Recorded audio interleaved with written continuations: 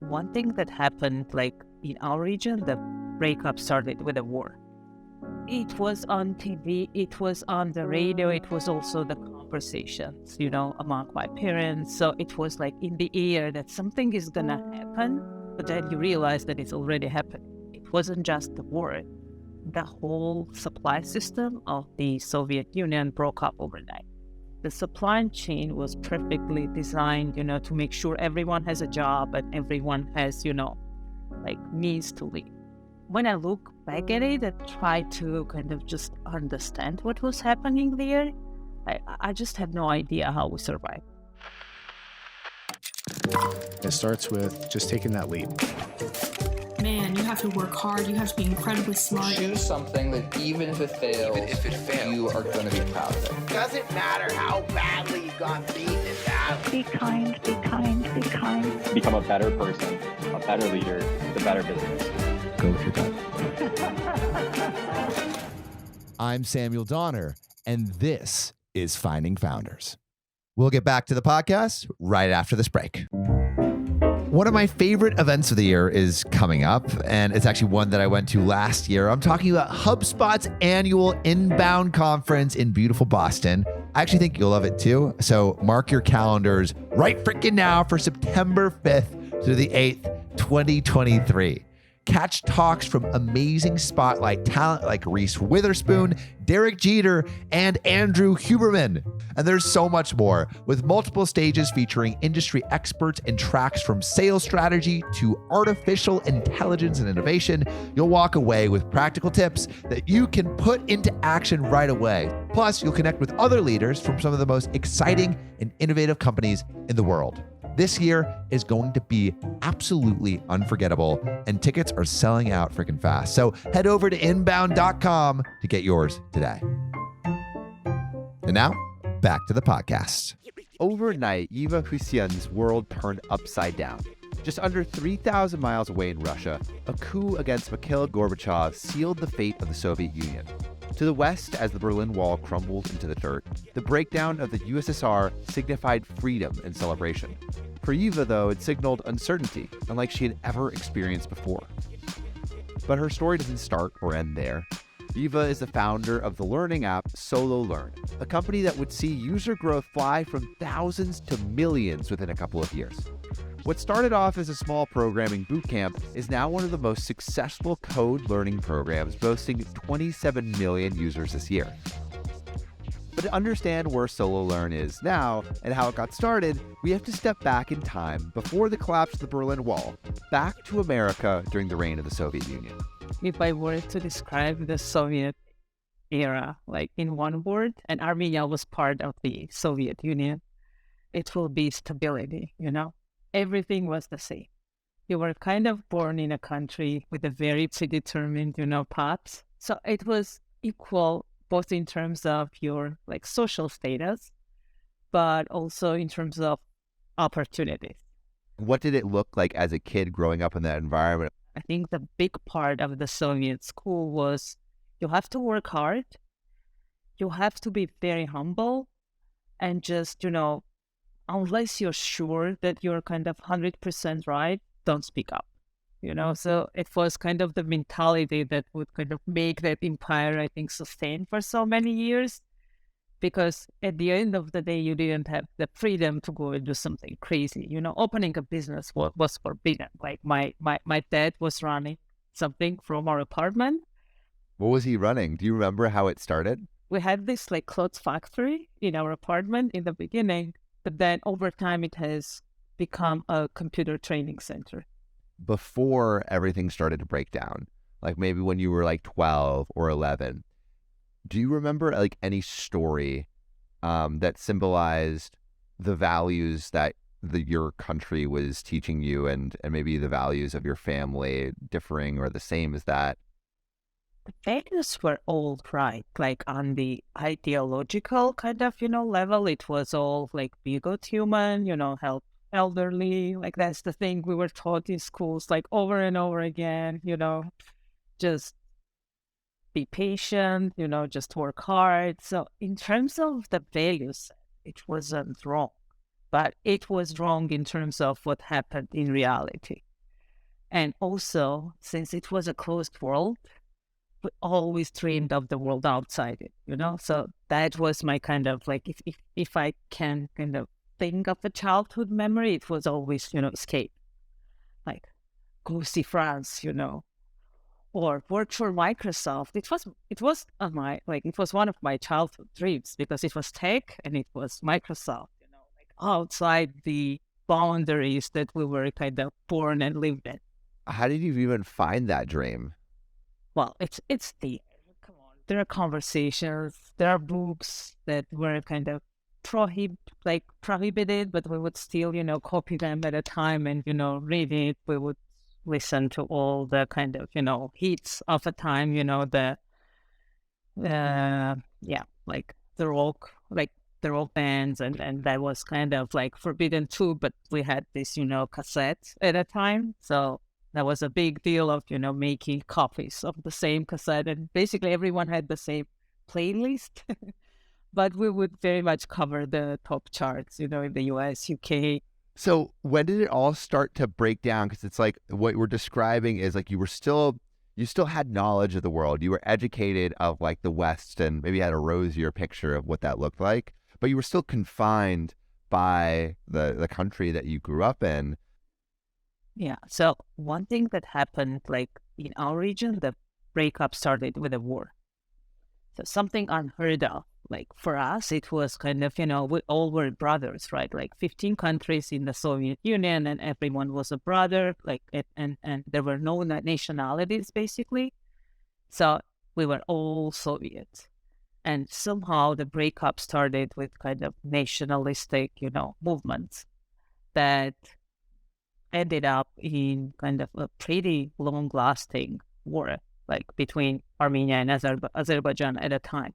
Do you remember the moment where you heard it? It was on TV, it was on the radio, it was also the conversations, among my parents. So it was like in the air that something is going to happen, but then you realize that it's already happening, like in a way. Like it wasn't in the capital city where I was, but then it was in the same country. And basically, like people we knew would go and fight. That was insane. But then there was the second part of the insane, that it wasn't just the war. The whole supply system of the Soviet Union broke up overnight. Because the way it worked, we would produce something in Armenia and then another country would consume it. And then another country would, produce something and the fourth country would consume it. So the supply chain was perfectly designed, to make sure everyone has a job and everyone has, like means to live. And then overnight, the whole thing broke up. So you had PhDs who would, clean the streets. Or you had engineers, like a lot of people migrated, whoever, was smart enough, I guess, at that time, just to like, or had an opportunity to leave the country.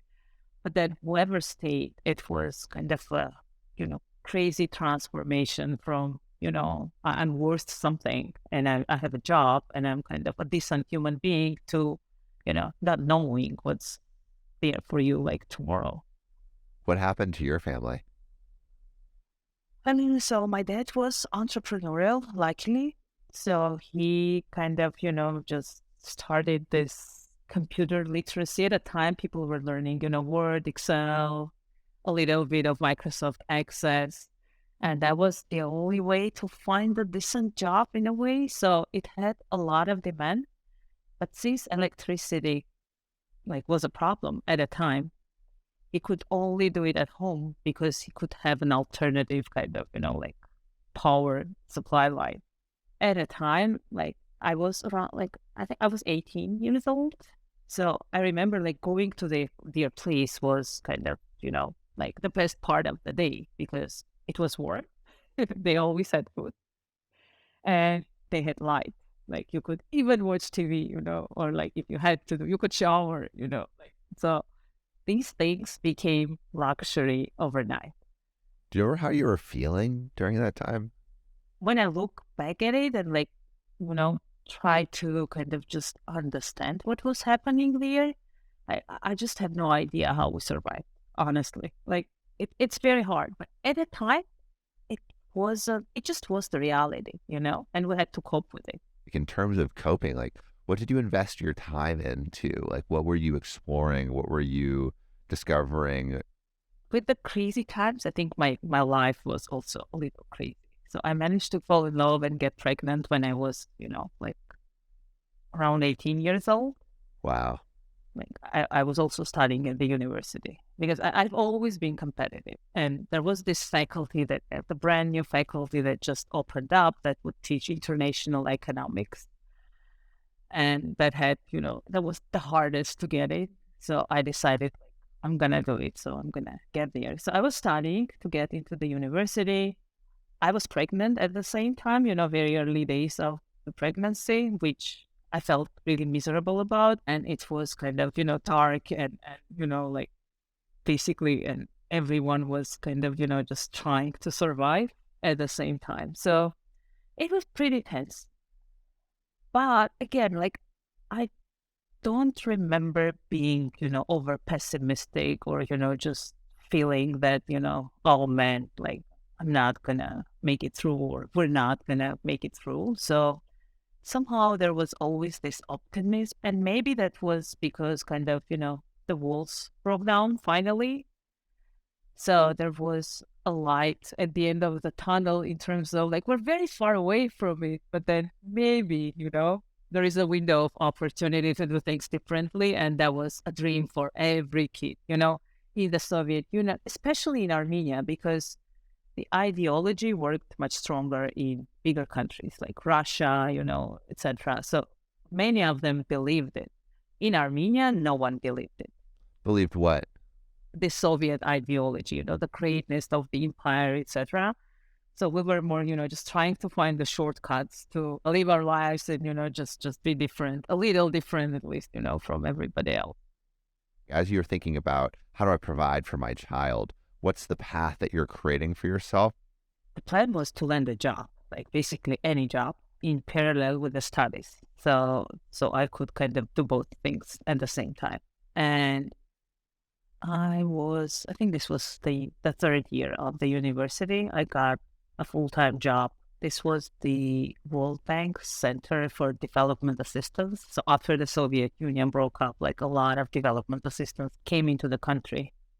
And like this was basically the center that did all the development assistance programs. So I landed a job there as a receptionist. And I was making $50 a month. $50 a month? Because the inflation was so crazy, like after the breakup and, like the economic ties kind of, were ruined, and $50 a month was enough. What was the job like for you? I did like small things here and there, but this was the first full-time job. And it was a lot of fun actually, because like people I've worked with were smart and young. So there was a lot of kind of, like getting together, just doing fun stuff. But I also was learning a lot. So that's when I realized that, you can learn more from people around you than, in a classical university setup.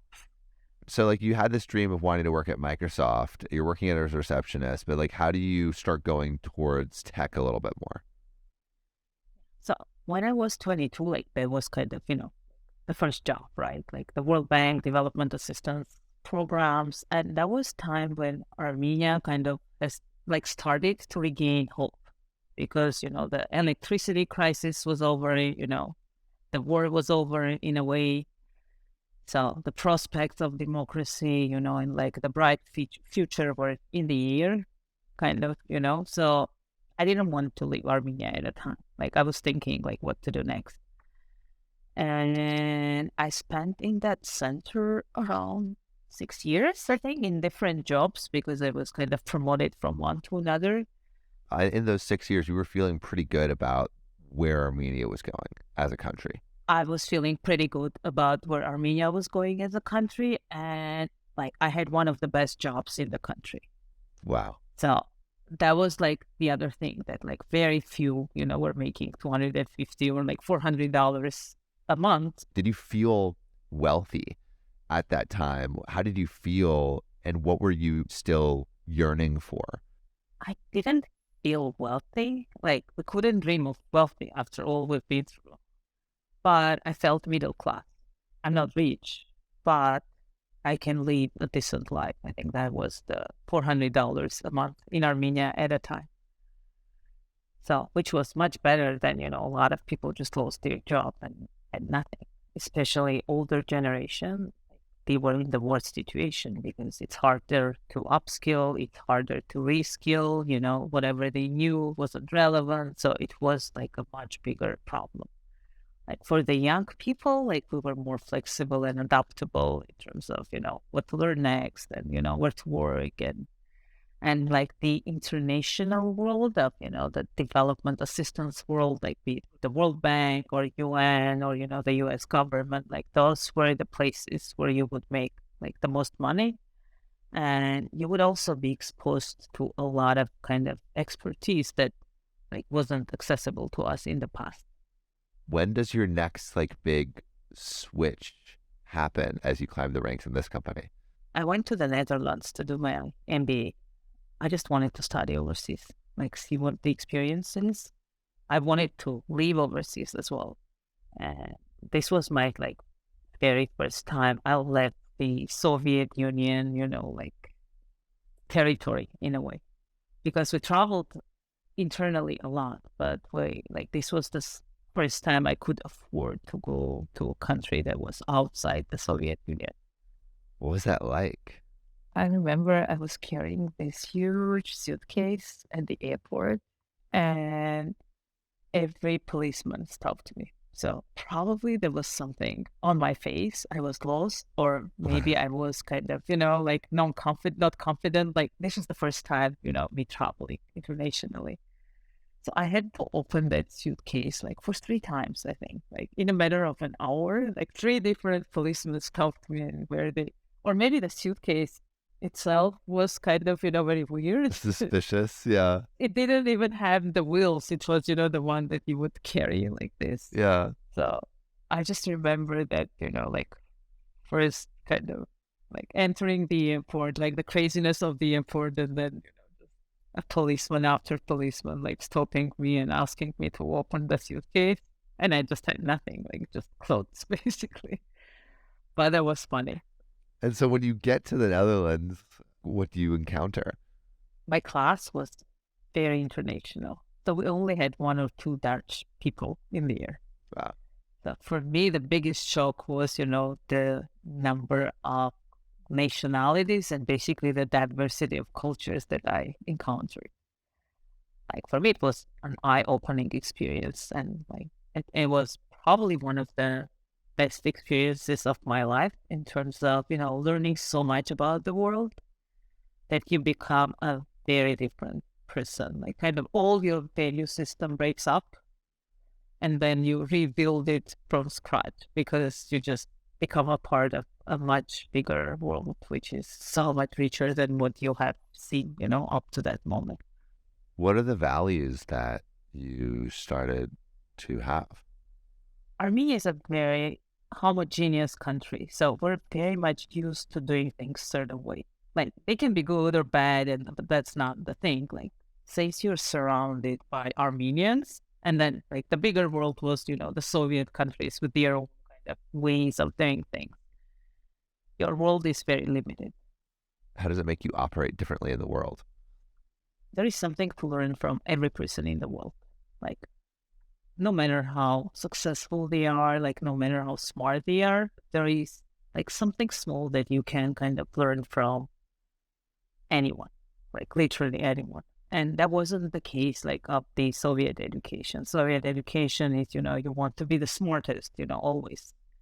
So that kind of the change to like not being the smartest kid in the room, but rather, just be someone who can build teams and kind of, find strengths in different people. So like together it becomes an unbeatable power of, it's a great balance. And then like more diversity, the better. And I've experienced it. It's not that I've read about it, in the article. Yeah. Do you remember like anyone that you met there that challenged an existing world belief? I can't think of like any specific, like one big challenge, but then I had a lot of friends from Latin America. And one thing they were all very good at is take the life as it is, like just be chill about it, just be cool about it. But it changed, a lot of perspective in terms of not being that heavyweight in a way. So going from the Netherlands, maybe now we can move closer to the Microsoft transition.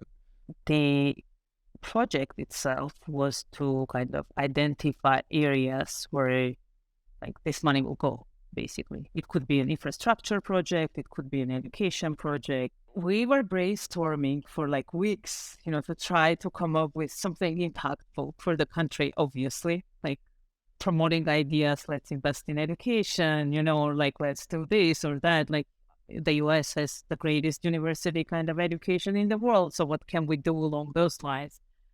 And then somehow you go to the high-level negotiation and your prime minister has no clue like what was discussed. He doesn't, and he brings up a project like infrastructure, let's build the roads of Armenia, and then we're like, oh my God, like so much work. So like the post-Soviet countries kind of like government, like management was so broken because everything was starting to assemble. Like we didn't have the institutional knowledge of how to run a country in a new setup. So there was like all this work that was done by your team, and then the person who's in charge of making the decision was like... He would just come up and then he would make a decision because he didn't have a better idea in his head at the moment.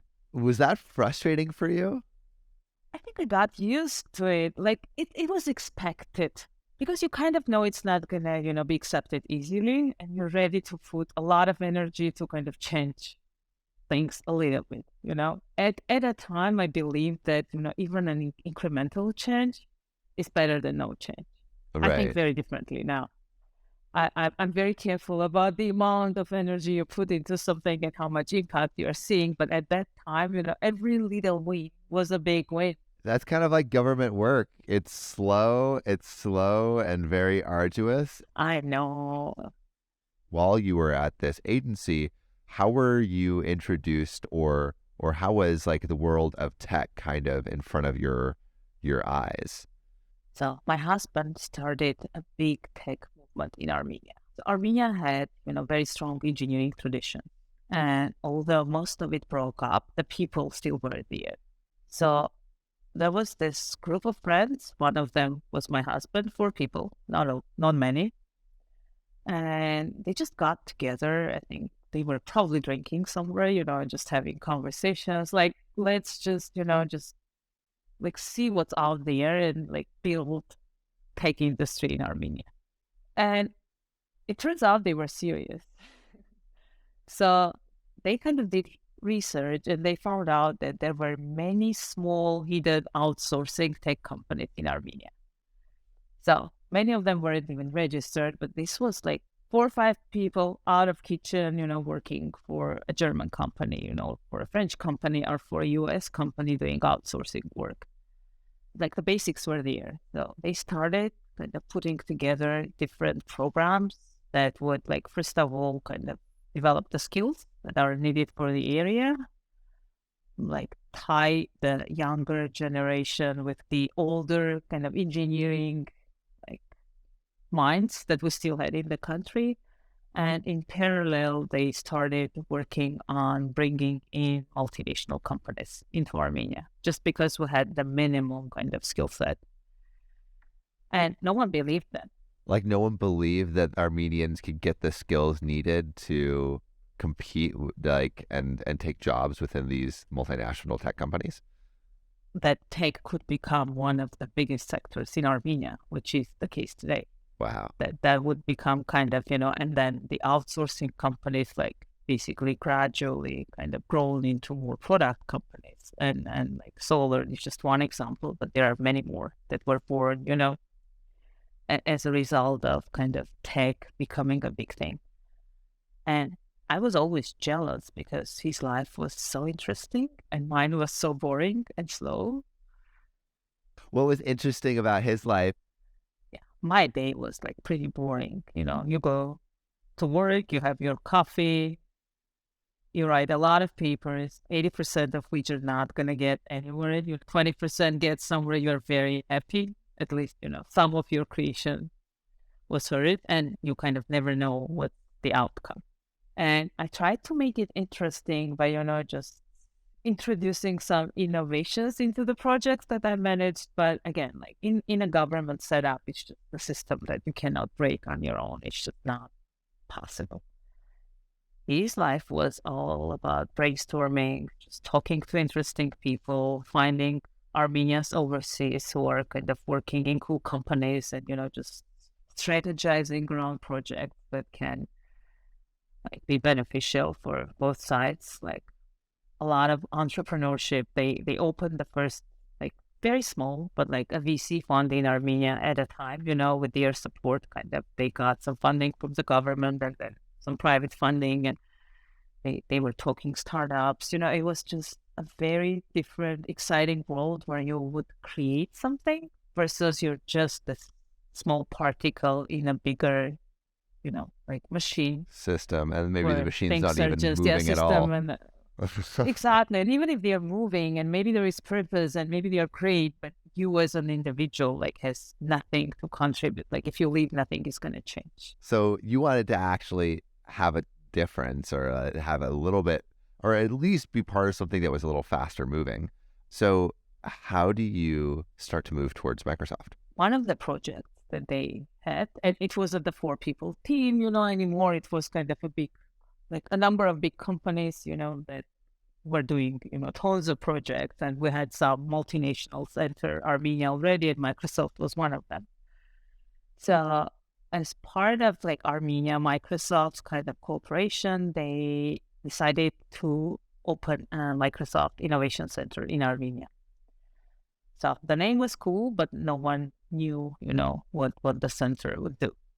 And they were hiring for the, basically the CEO of the center. And I applied and got a job. So I was exploring kind of, the CEO of the center? Of the center, but the center was nothing. It was just the name and no idea what it was going to do, honestly. You got a CEO position pretty sick that you got a CEO position at Microsoft. In reality, it was a center that had no budget, no employees. It had a page of, a menu, basically, that these are the things you can do. You can become an excellence center and just showcase Microsoft technologies. Or you could become a training center and, do Microsoft technology trainings. Or you could do something with startups, but it was back in 2010. So, especially in that region, it wasn't, very clear. And they had these centers all over the world, and every center was different because the CEO, that had no money and no power, no employees, would come up with, his or her own recipe of how to make it work. We'll get back to the podcast right after this break. Another Bite, hosted by John Dick, Jory Monroe, and Ariel Boswell, is brought to you by the HubSpot Podcast Network, the audio destination for business professionals. Each week, they break down episodes of everyone's favorite business television show, Shark Tank, offering their own unique thoughts, spin-off companies, critiques, and even talk with some of the folks who pitched to the sharks and live to tell the tale. From squatty potties to mensch on a bench, and even that weird golf club where you pee into it, Another Bite takes a fresh look at some of your favorite episodes, and even more importantly, answers what these entrepreneurs are up to now. Listen to Another Bite wherever you get your podcasts. And now, back to the podcast.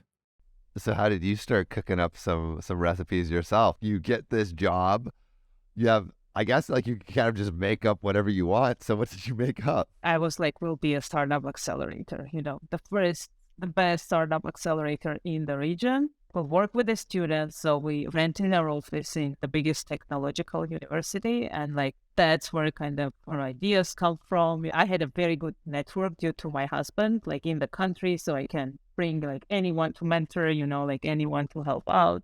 But in reality, we needed money just to do the things that we liked to do. We were 3 people at a time, so I hired 2 more, and we were kind of strategizing, etc. And we applied to U.S. government for a grant at a time, and we got it. How much was the grant for? It was around $900,000, which was a lot of money. That's a good amount of money. That was a very good amount of money, for a start. Going from making $50 a month to, handling $900,000, not too bad. Not bad at all. Like that was kind of, oh my gosh, yeah. If you just give like a person with an idea a little bit of money, they could actually do a lot with it. So what were some of the things that you began to fund? So like a lot of this money went into, the setup costs, but we started working with different groups of students, ideating, and because this was like new, people wouldn't come to you with ideas. You had to create an environment where ideas were born. So that was our very first challenge. We started creating an ecosystem in parallel to the 5-6 groups of students that we were working with. You made the transition from government work to like private sector. You're kind of having to like, you're essentially creating your own startup, helping startups at this point within the ecosystem of Microsoft. But essentially, like you're on your own in a lot of ways. Like, how did you make sure that you were like the things you were learning were being applied? Did you have any like structure or organization or anything like that, or was just like fly by the seat of your pants?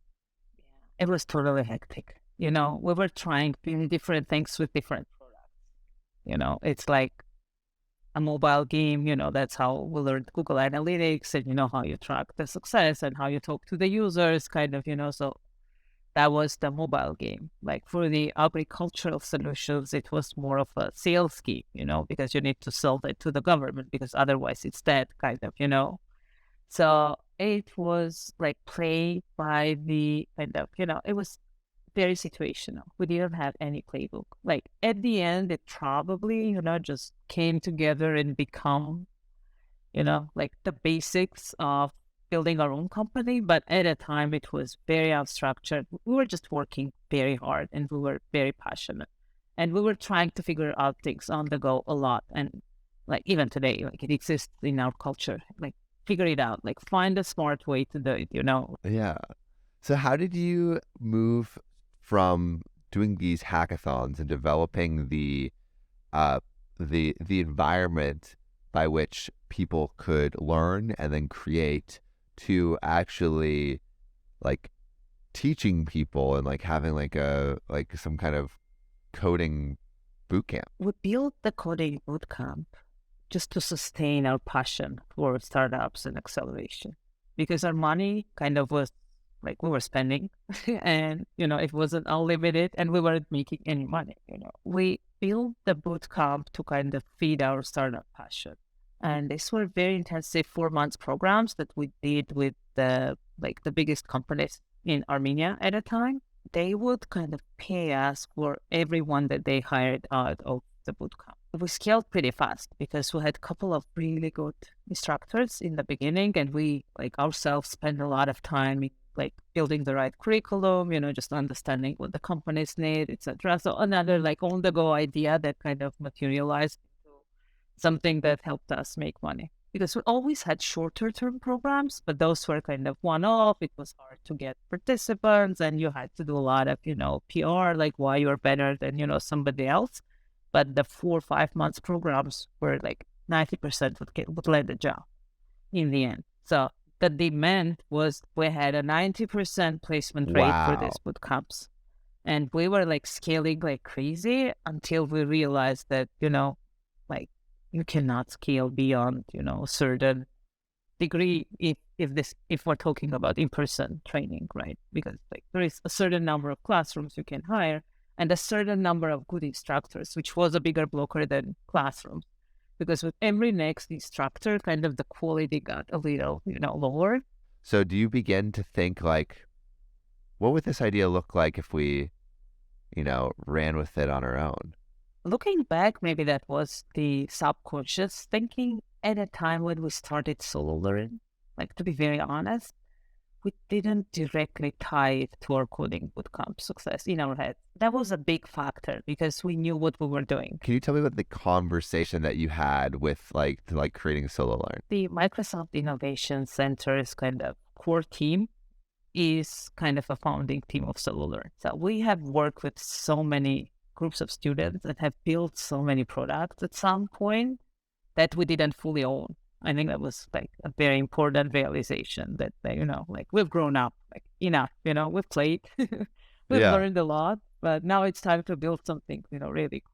So we were very aligned on like, we need to own something and we need to build something, great, something global and something, that is not limited by, physical space or, country or a border so that was in the air. But we weren't sure about what. We were better in mobile because of the mobile game. Maybe it was like pretty successful and we've learned a lot. But then we were just talking to one of our mentors at the time, and he was like, why don't you guys do something in education? Because you're good at it.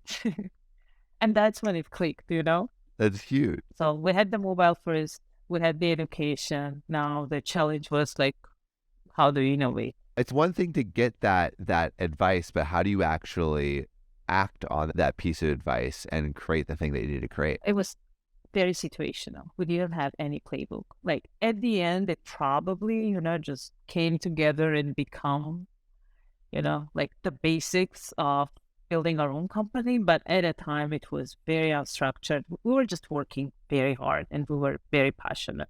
And we were trying to figure out things on the go a lot. What did that look like? Like this is you venturing to the US. What is going through your mind on the plane ride? What are you like? Do you have meetings set up? Are you nervous? What the heck's going on? I'm very nervous. I have a couple of meetings set up through my, advisors or, just friends that I have in the US because we Armenians have friends everywhere. So that helps. But I also have no clue what it's going to be like. I've never done it before. I don't speak the language. I don't know the terminology, like the VC language. I've read some articles, obviously, but that's not enough, And I have this weird accent, which was a big thing at the time because US VC funds would invest in US companies. We were a US company, so we were registered as a US company for early days, but like my accent kind of, the way I talk, the way I do things, was very different. And it wasn't necessarily kind of bad. It was just different, not something people would invest money in, Yeah. So you get to the US. How do some of those meetings go? Do you remember any of those meetings going either amazing or terrible? What was the vibe?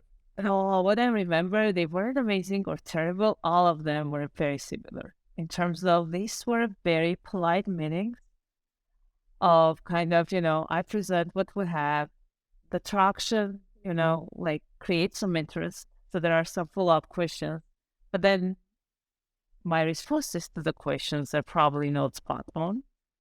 And then it always ends with an advice, you need to talk to this person, or, you should do this, or you should do that.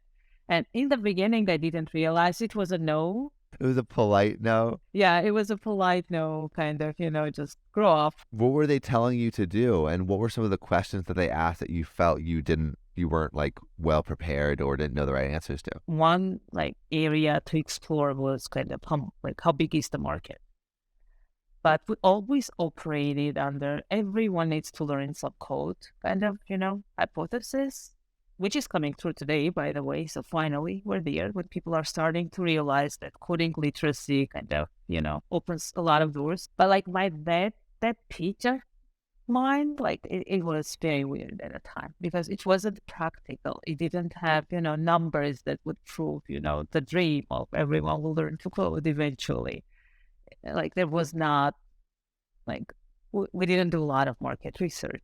So you were basically operating more over, off a feeling and maybe some lived experience rather than this is the demographic data of people learning to code. Exactly. It was the feeling, and our numbers were good in terms of the user growth. The organic traction was really good. And that kind of was interesting, but not enough, to invest. Was the trip a bust? It was. We didn't get a single term sheet. So I went back to Armenia and we were thinking about how to turn around another friends and family round, until we figure things out.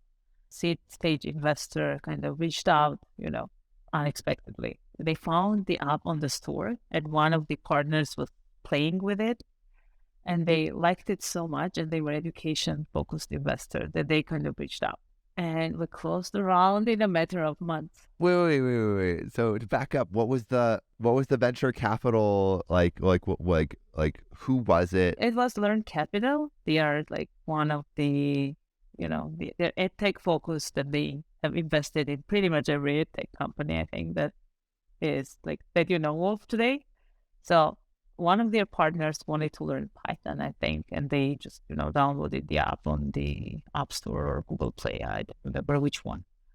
And he liked the product, and they reached out and basically, closed the round remotely back in 2016, which was unheard of. Do you think you were just lucky that happened? Like what do you attribute to that success? I always think like that, when you want something really badly and you try really hard, it pays off. Maybe not immediately, but I think this was one of those moments because we knew our product was great and we knew it was different and we knew it had a very big potential, but we just weren't, a part of the kind of, the entrepreneurial kind of society in Silicon Valley at the time. I've learned a lot. Like that trip wasn't kind of a loss, because like I kind of, just upskilled a lot in these meetings and conversations. I understood like what they're looking for, etc. But this was kind of a payoff, for all the hard work we've done, I think. So how much did they invest? I think I started $600K, and then like we had a convertible note from the previous one. So like all together was around $1 million, like round. But then like the investment itself was $600K, which was, like a lot at it.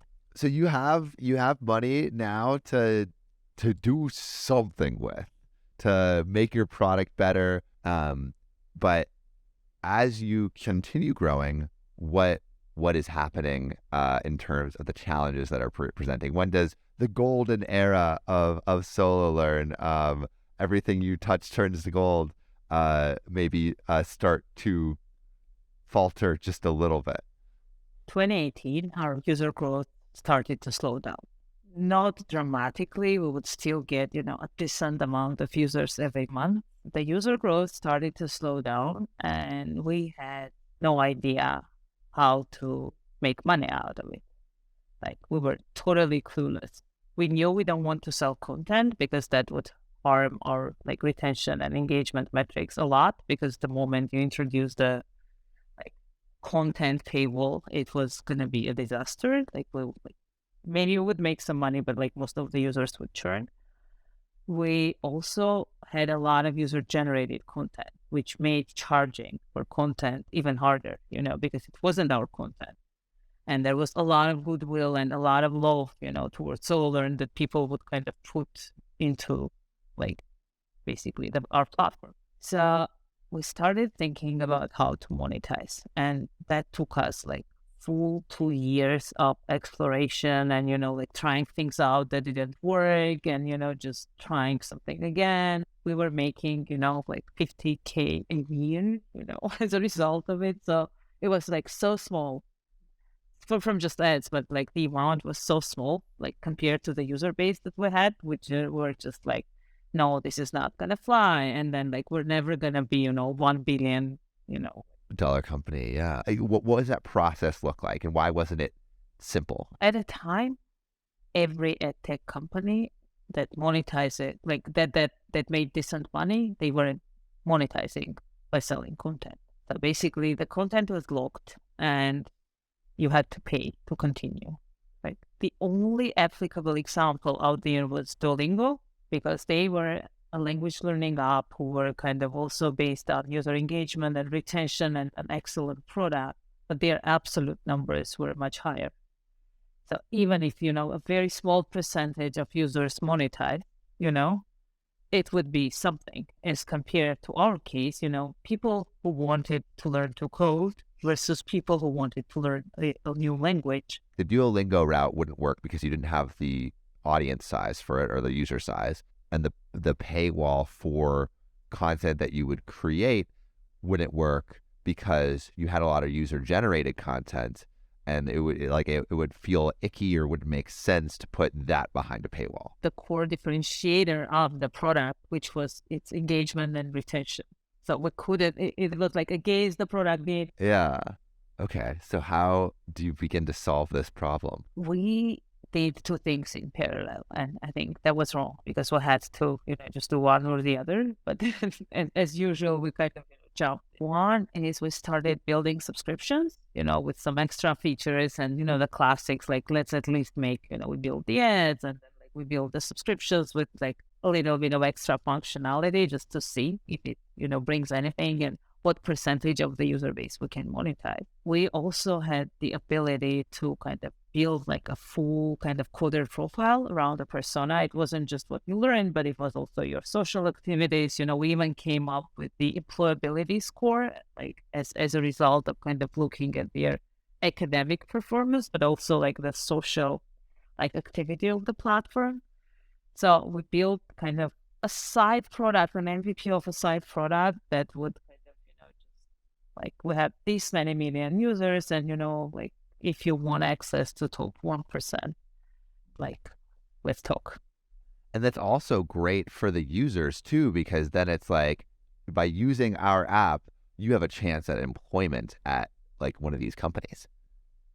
Exactly. And that was the whole thing. Like, you have your coder profile that is integrated with LinkedIn and GitHub, and you kind of have the complete portfolio as a user that you can present to the company. But that didn't work out. Why not? That's such a cool idea. It's such a cool idea, but then unless you try it, you don't learn. It was very hard to sell, first of all, because the market was looking for more experienced, and more skilled development talent, and we mostly had beginners. The best ones would let the job without us. They didn't need our support. So like we had this, great profiles, like 100 great profiles until we pitched it to a company, 5 of them who were the best already landed a job because the industry is super competitive. And, the sales cycle was super long. It was just very hard to sustain. And I just realized that, you are either a product company, or you're a sales company or you're a marketing company. We were so not a sales company. So like we put so much energy into, like the sales ourselves, like the founders, and we had some success stories. But that meant like we should have kind of pivot and like scale the company in a very different direction. Well, yeah, I mean, that would be scaling it towards recruiting almost, right? Exactly. And then like, the product excellence wouldn't matter anymore.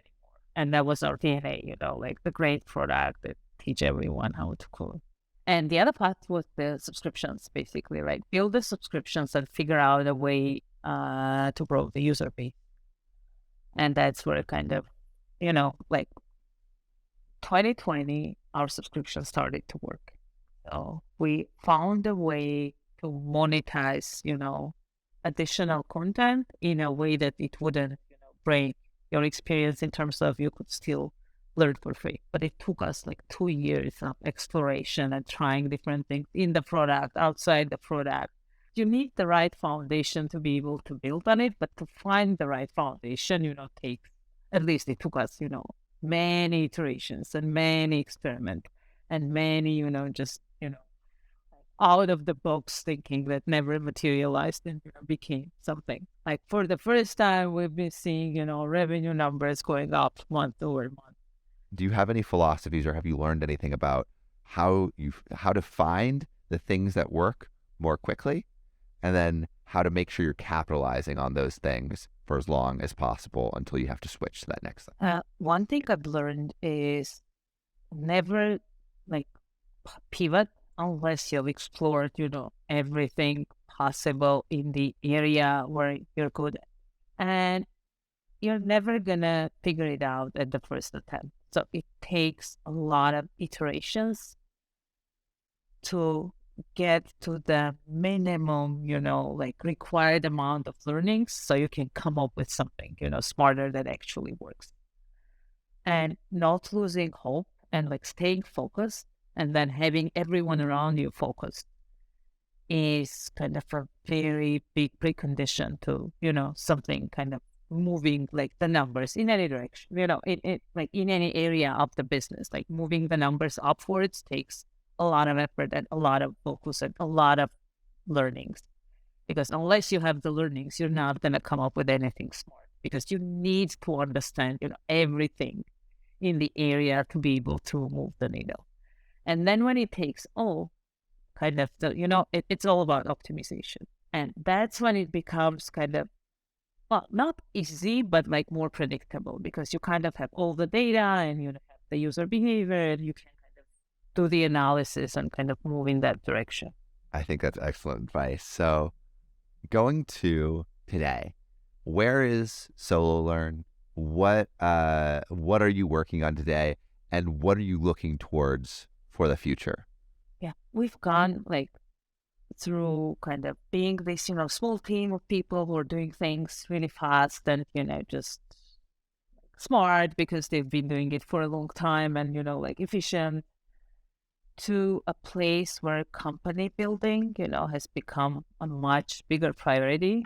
And it's even harder because we've scaled internationally. We have become fully remote, and the needs of the business have changed because it's not only about user growth, it's also about, building the prerequisites for the next wave of growth that will probably come, 12 months from now, right? The problems that you're dealing with on a daily basis kind of, just turn upside down because whatever you're used to is not the case anymore.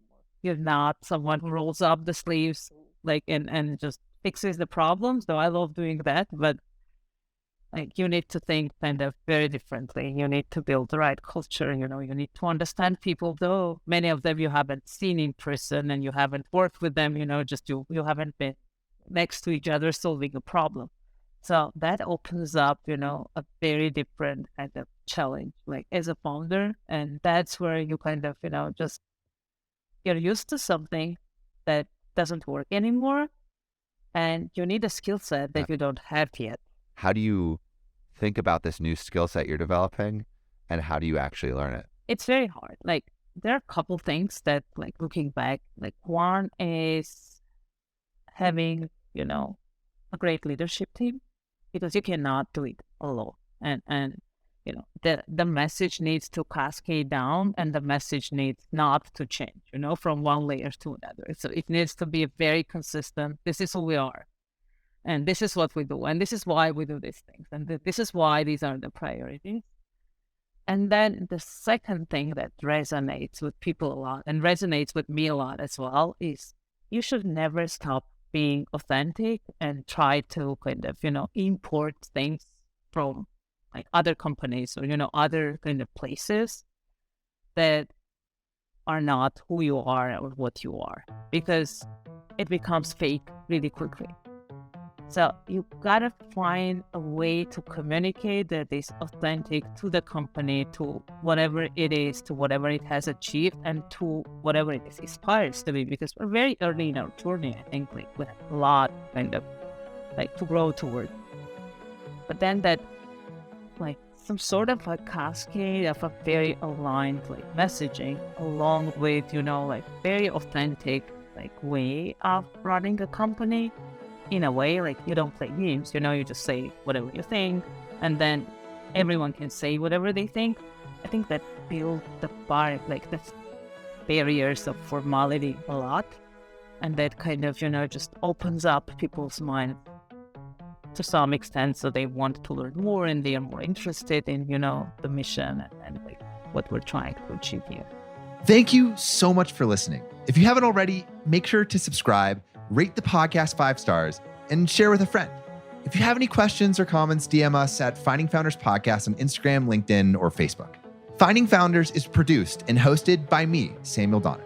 Our Chief of Staff and Operations is Jessica Lynn. Our audio editing team lead is Adrian Tapia, with support from Irene Van Berkel, Matt Fernandez, Renee Buchanan, Sophia Donner, David Saide, Ashley Jimenez, Nicholas Guzman, Aaron Devereaux, Sanessa Gisley, and Lois Choi. Our outreach and research lead is Kenny Ong, with support from Sarah Hobson, Charisse Tan, Harushi Kanauchi, Kristen Hagelin, Aya Cortez, and Valencia Lu. Our writing team lead is Elizabeth Bowen, with support from Aiden Ashworth, Nikki Mukawa, Sylvie Wang, and Eric Mena. Our design team lead is Shruti Ramanand, with support from Tiffany Dang, Yao Liu, and Dina Gabriel. To see more of what we're up to, subscribe to our newsletter at findingfounders.co. Thanks again for listening, and see you next week.